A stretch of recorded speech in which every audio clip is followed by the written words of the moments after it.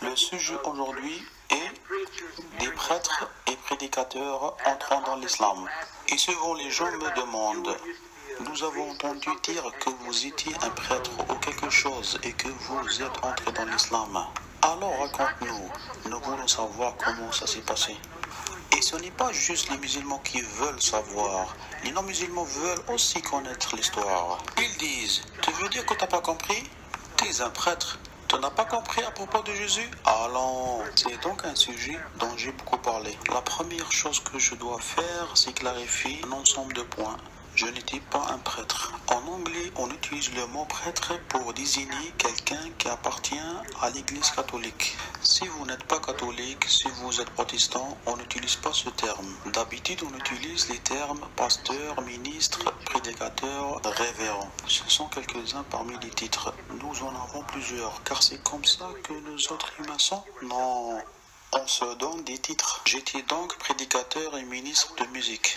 C'est pas très important, mais si vous parlez à un chrétien et vous lui dites prêtre, il dira, oh mon Dieu, comment ça se fait? Tu n'étais pas un catholique.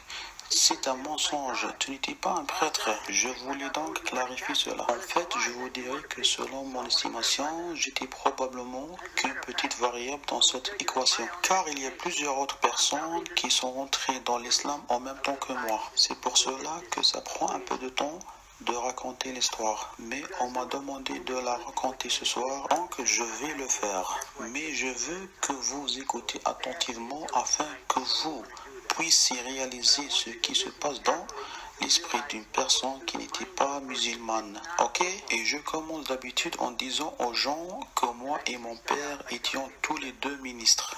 Et nous étions aussi des hommes d'affaires. C'est plutôt dans l'ordre inverse. Nous étions des hommes d'affaires d'abord, puis des prédicateurs. Vous comprenez? Parce que voilà, vous savez comment on dit, business is business. C'est ainsi que ça fonctionne. Nous opérions surtout au Texas. Nous avions des places à San Antonio, Justine, aussi à Dallas, area. Et nous étions très concernés par la condition chrétienne. Alors mon père a commencé quelque chose nommé Concerned Christian Sinners. Et basiquement, si vous regardez d'un point de vue matériel, c'était un endroit où l'on vend des trucs. Ce qu'on faisait, c'est que les gens nous ramenaient des choses et on les vendait.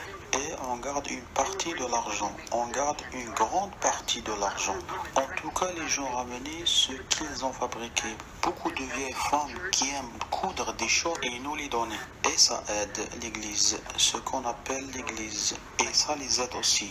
C'est devenu comme business et religion liées entre eux, ce qui est très courant dans notre pays. Une fois, mon père m'a dit, on va commencer à faire du business avec un homme d'Égypte. J'ai été super international, ça s'entend bien.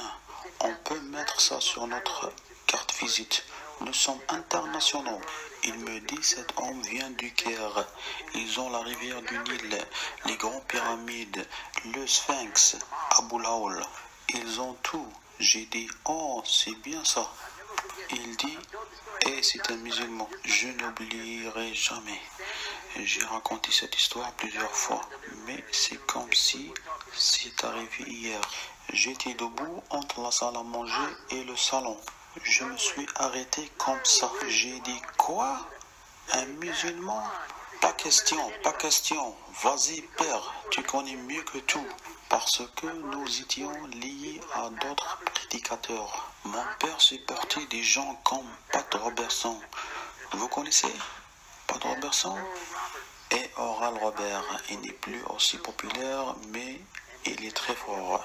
Son ministère se trouve à Tulsa, Oklahoma. Aussi des gens comme Henny Hand. Je ne sais pas si vous en avez déjà entendu parler. Il y en a plusieurs. John Hagee, Jerry Forward, Jimmy Swaggart. Vous avez peut-être déjà entendu certains de ces noms. Nous connaissons ces gens. Nous savons tout sur eux. Tout sur eux. J'étais donc debout parlant à mon père de ce musulman. Ce sont les ennemis de Dieu. C'est ce qu'on nous a dit. Les personnes dont je viens de mentionner les noms, dans leur prêche, dans la télé et partout. Voilà ce qu'ils enseignent. Les musulmans sont mauvais. Maintenant, c'est devenu les musulmans sont terroristes. Mais avant ça, n'avait pas encore atteint ce niveau. On était toujours kidnappeurs, pirates. Ils disaient que les musulmans ne croyaient pas en Dieu, qu'ils adoraient une boîte noire dans le désert et qu'il embrassait la terre 5 fois par jour. C'est tout ce qu'on savait. Et voilà que ce musulman va faire du business avec nous. J'ai dit à mon père non. Et il a insisté. Il m'a dit, je veux que tu rencontres cet homme. Il est très sympa. Je n'ai jamais été comme ça. Mais dans ce cas, j'avais dit non. C'est une chose sur laquelle je resterai ferme. Il m'a dit, je veux juste que tu le rencontres. J'ai dit, ok, je vais le faire pour toi, mais je le ferai à ma manière. J'irai à l'église et ce sera un dimanche. Lorsque je sortirai de l'église, j'aurai ma Bible sous les mains, j'aurai ma croix.